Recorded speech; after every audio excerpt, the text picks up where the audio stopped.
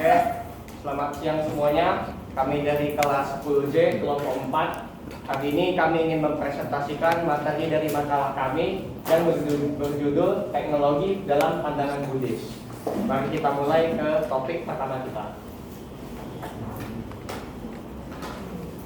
Namun sebelum itu ada alangkah baiknya kita melakukan perkenalan terlebih dahulu. Nama saya Luis Jerry, nama saya Tristan, nama saya William, Nama saya Felis, nama saya Gisya, nama saya Amelia.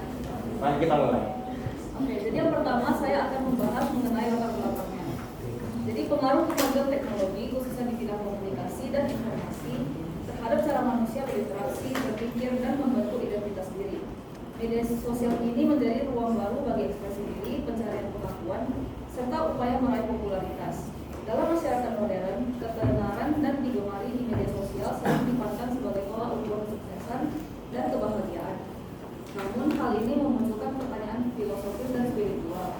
Apakah kebahagiaan sejati benar-benar bisa diperoleh melalui ketenaran yang bersifat sementara dan bergantung pada validasi orang? Pandangan Buddhisme menawarkan perspektif yang dalam menghadap isu ini.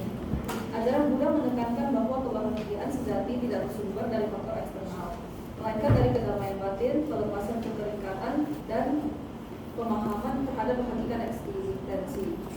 4 kebenaran mulia mengajarkan bahwa penderitaan, duka, muncul karena keinginan dan keterikatan hal yang dalam dunia digital bisa muncul dalam hasrat terhadap ujian, jumlah pengikut dan validasi sosial. Selain itu, konsep anatta tanpa diri menantang budaya media sosial yang memperkuat ego dan pencitraan diri. Makalah ini akan membahas secara lebih mendalam bagaimana ajaran Buddhisme memandang perkembangan media sosial dalam kaitannya dengan pencarian kebahagiaan. Fokus utamanya adalah menjawab 2 pertanyaan penting. Pertama, apakah menjadi terkenal dan digemari di media sosial dapat membawa kebahagiaan sejati? Dan kedua, bagaimana agama Buddha memandang upaya mencari kebahagiaan melalui validasi eksternal seperti popularitas di media sosial. Nah, contohnya juga dapat berupa di masyarakat modern, media sosial sering dianggap sebagai simbol kesuksesan dan kebahagiaan. Itu saya. Nah, selanjutnya yaitu kajian teoritis, di mana saya akan menjelaskan mengenai 3 hal, yaitu pertama anicca, kedua sukha, dan juga ketiga dukkha. Jadi apa itu anicca? Anicca merupakan ajaran tentang ketidakkekalan yang menyatakan bahwa segala sesuatu yang ada pada kehidupan kita itu merupakan sesuatu yang sementara dan terus-menerus berubah. Jadi segala sesuatu seperti fenomena, emosi, hubungan, dan juga status dari media sosial itu merupakan sesuatu yang tidak kekal.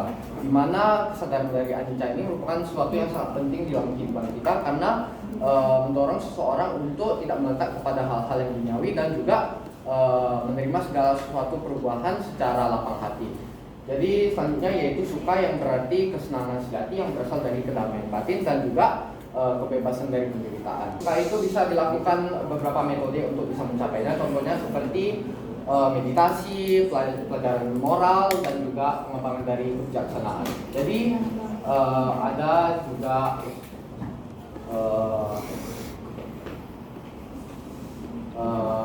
selanjutnya yaitu dukkha. Jadi dukkha itu merupakan penderitaan ataupun penyesalan terhadap sesuatu yang melekat pada kehidupan kita. Jadi contohnya seperti ketidaksukaan mengenai sesuatu ataupun yang lain-lainnya juga. Jadi dukkha itu ada berbagai jenisnya. Contohnya seperti penderitaan fisik maupun juga ketidakpuasan mengenai sesuatu. Jadi ini biasanya terjadi karena kehilangan ataupun perubahan. Jadi dukkha ini merupakan keinginan kita untuk mempertahankan kebahagiaan sejati ataupun kebahagiaan duniawi, di mana itu akan menimbulkan suatu penderitaan atau dukkha. Sekian dari penjelasan saya. Baik, selanjutnya saya akan menyampaikan tentang Cattari Arya Varsani atau 4 kebenaran mulia. Ini ajaran Buddha yang menjelaskan hakikat penderitaan dan jalan dalam pembebasan darinya.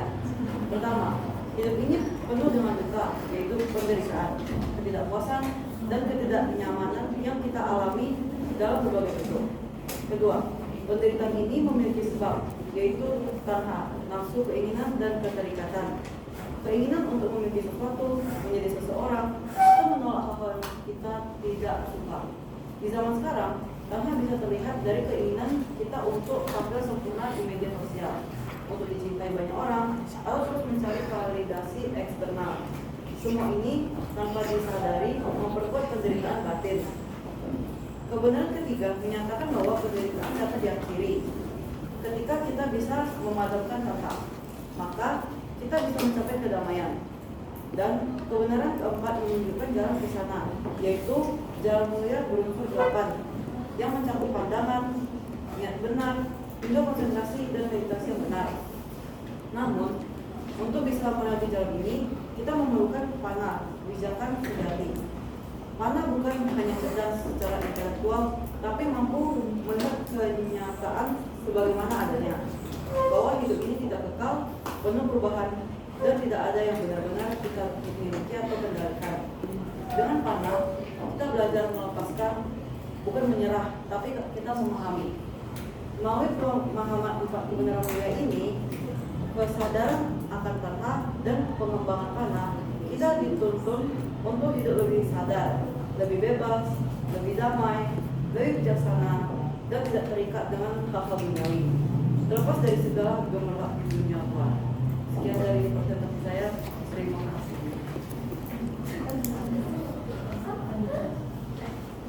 Nah, sekarang kita akan masuk ke bagian pembahasan, di mana saya akan mengkaji ulang 2 pertanyaan utama yang ada pada makalah kami. Nah, kita masuk ke pertanyaan pertama, apakah menjadi seseorang yang terkenal dan digemari di sosial media dapat membawa kebahagiaan sejati? Nah, banyak orang yang berpikir bahwa menjadi seorang yang tenang dan mendapatkan popularitas di media sosial dapat membawa kebahagiaan sejati. Hal ini karena melakukan hal tersebut dapat memberikan kita rasa pengakuan, validasi, dan juga kepuasan ego untuk diri kita sendiri.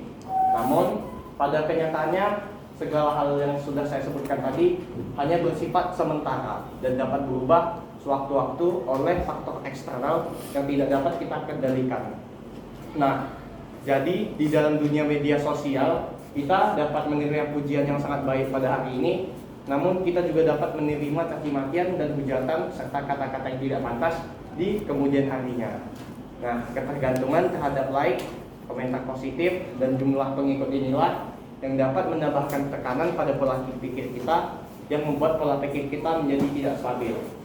Jadi dari pandangan Buddhis, kebahagiaan yang sejati itu tidak bisa didapatkan dari hal yang selalu berubah-ubah atau biasa kita sebut dengan anicca. Namun, kebahagiaan yang sejati itu hanya dapat kita dapatkan ketika kita berhasil melepaskan keinginan atau keterikatan yang kita disebut dengan tanha. Jadi, dalam Dhammapada sendiri, Sang Buddha pernah berkata bahwa kunci kebahagiaan sejati adalah pikiran tenang dan kebebasan dari keinginan atau yang bisa kita sebut dengan tanha. Nah, dalam kasus ini, menggunakan media sosial tanpa pengendalian diri yang baik malahan dapat menambahkan penderitaan yang lebih dalam lagi bagi diri kita sendiri. Nah, kemudian kita masuk ke pertanyaan kedua. Bagaimana pandangan agama Buddha tentang pencarian kebahagiaan melalui validasi eksternal seperti popularitas di media sosial?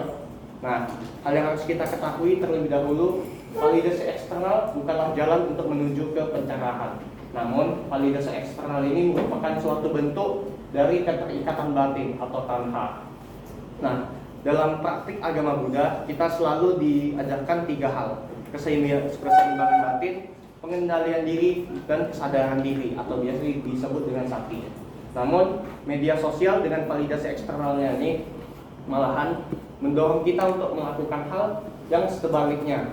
Karena di dalam dunia media sosial, kita selalu dituntut untuk menjadi personel yang ideal bagi diri kita sendiri dan dapat menyebabkan kita tidak mengenali diri sejati kita dengan baik.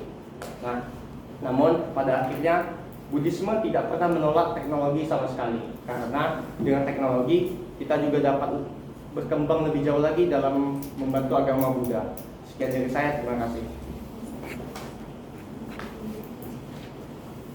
Selanjutnya, evaluasi. Berdasarkan pembahasan di atas, dapat disimpulkan bahwa pandangan Buddha sangat kritis terhadap pencarian kebahagiaan melalui validasi eksternal seperti popularitas di media sosial. Ajaran Buddha mendorong pencarian kebahagiaan dari dalam diri melalui pengendalian batin, pelepasan berkaitan, dan latihan kesadaran. Namun demikian, Buddhisme juga fleksibel dalam meyakini perkembangan zaman teknologi, termasuk media sosial, tidak dianggapi sebagai buruk secara inherent, tetapi netral dan tergantung pada cara menggunakannya. Jika digunakan secara bijak, penuh perhatian, dan sejalan dengan nilai-nilai spiritual, media sosial bahkan bisa menjadi sarana memperluas praktik kebaikan dan penyebaran dhamma. Oleh karena itu, evaluasi terhadap fenomena ini harus dilakukan secara seimbang, mengakui manfaat teknologi, namun tetap menjaga prinsip-prinsip Buddhis agar tidak terperangkap dalam penderitaan yang disebabkan oleh ketertarikan terhadap popularitas dan pengakuan semu. Sekian dari saya. Oke, selanjutnya kita akan memasuki kesimpulan dan sarannya. Siapa nama dia lupa? Selanjutnya kita akan memasuki ke kesimpulan dan sarannya. Media sosial ini sebenarnya tujuannya untuk memberikan ruang ekspresi untuk kita semua. Tapi kalau dalam pandangan Buddhisme, kebahagiaan sejati itu tidak hanya berasal dari pengaruh luar atau pengakuan luar, melainkan ini dari kedamaian batin dan latihan batin dari diri kita sendiri. Contohnya kita ambil seperti popularitas. Jika seseorang menjadi sangat populer, dia tidak akan mengenal dirinya sendiri. Jadi popularitas ini bisa menjadi bentuk tanha yang akan lama-lama menjadi duka. Dan konsep anatta ini menantang Buddha seperti untuk melakukan pencitraan diri. Meski hal-hal ini terjadi, media sosial ini tetap bisa digunakan untuk menyebarkan dharma jika tidak disertai dengan kesadaran dan etika kita sendiri. Oke, selanjutnya saya akan memasuki ke bagian saran. Menurut saya, sebagai generasi muda, agar tidak menjadi sumber penderitaan media sosial ini dalam agama pandangan Buddha ini, media sosial ini perlu digunakan dengan bijak. Seperti contohnya, tidak menjadi kecanduan dengan gadget-gadget kita dalam scrolling di medsos. Menggunakan media sosial sebagai alat aktivitas untuk melakukan seperti online meeting dengan biku-biku lain. Kebahagiaan tak seharusnya hanya bergantung dengan popularitas seperti like, pengikut, dan atau mungkin subscribers. Nilai diri itu sebenarnya berasal dari batin yang damai dan latihan batin seperti meditasi dan lain-lain. Bukan dari pencitraan digital yang kita lakukan atau orang-orang populer lain yang lakukan. Sekian dari poin saya, terima kasih. Nah, kita sudah mencapai akhir dari presentasi ini. Mohon maaf jika dari kelompok kami ada salah dalam perkataan. Sekian dari kelompok kami, terima kasih.